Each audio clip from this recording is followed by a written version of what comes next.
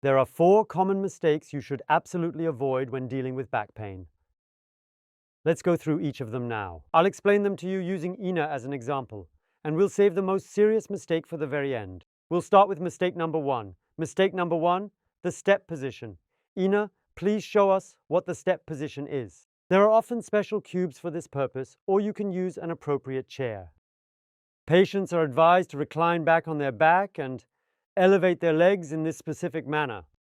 Initially, this offers a certain degree of relief, but this temporary and fleeting sense of relief can often come at quite a significant cost, because the primary reason behind the persistent back pain is largely that in this particular sitting position, this position Ina is in, everything in the front tends to shorten, and that causes back issues. This implies that if she positions herself back into a sitting posture once again by lying down on her back and raising her legs, it is going to consistently and progressively get worse.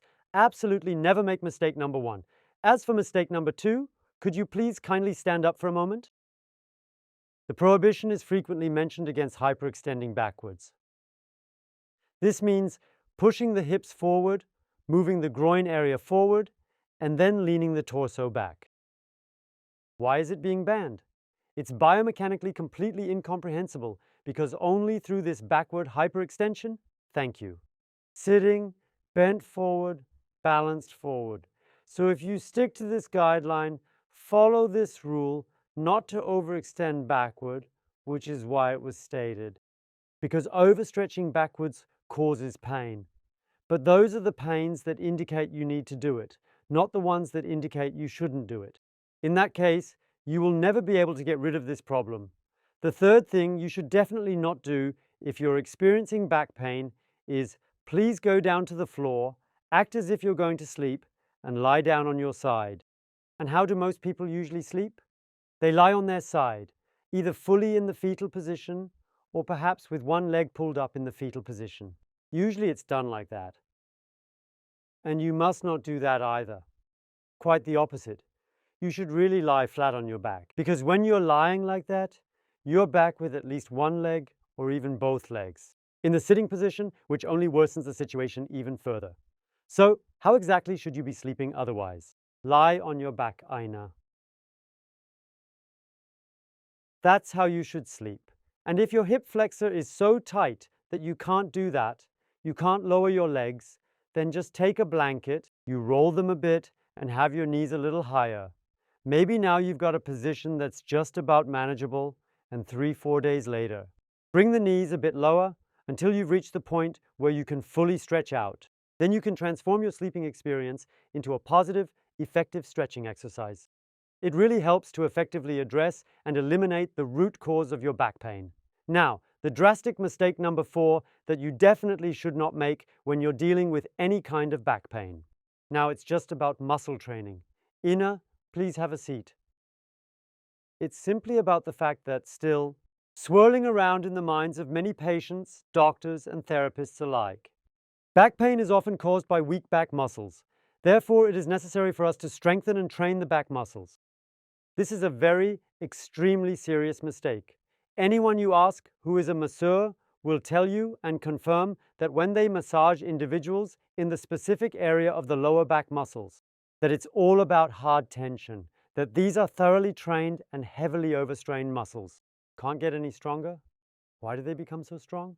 Simply put, Ina, could you please stand up? Because ideally viewed from the side, when everything at the front is too short and pulls the structure forward, the back extensors consistently have to counteract this to ensure the torso remains straight and balanced. They are consistently engaged in training all day long.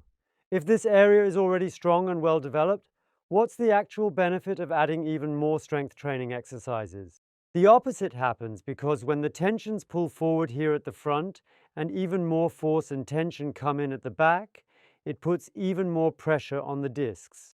The discs get damaged. Disc bulges or herniations can occur when this outer ring tears apart. All that is further exacerbated by it, which is precisely why mistake number 4 ranks as the absolute worst of all. Those were the 4 most drastic mistakes you need to avoid. The worst mistake. Strengthening the muscles where there's already too much tension present. If you're eager to learn how to effectively resolve your back pain, here you'll find the playlist, where you'll come across videos to treat back pain. You can watch and subsequently perform the exercises that thoroughly address these underlying causes. Please spread the word, especially regarding back pain. Back pain is the #1 common ailment. Many people suffer. 70 to 90% of back pain cases are so-called non-specific back pain, where no one knows where they originate. We already know it, and we also know how they can be trained away. They can be trained away, and this information must be spread. Please share and send this video to all your friends and contacts on various apps, such as WhatsApp and others like it. Spread the word about it and share it with those who aren't online, but are suffering. They can get rid of their pain. To a very, very large percentage, almost all at no cost at all. If you enjoyed watching the video, please give us a thumbs up and support us by helping to spread awareness so this issue can be properly addressed and eventually stopped.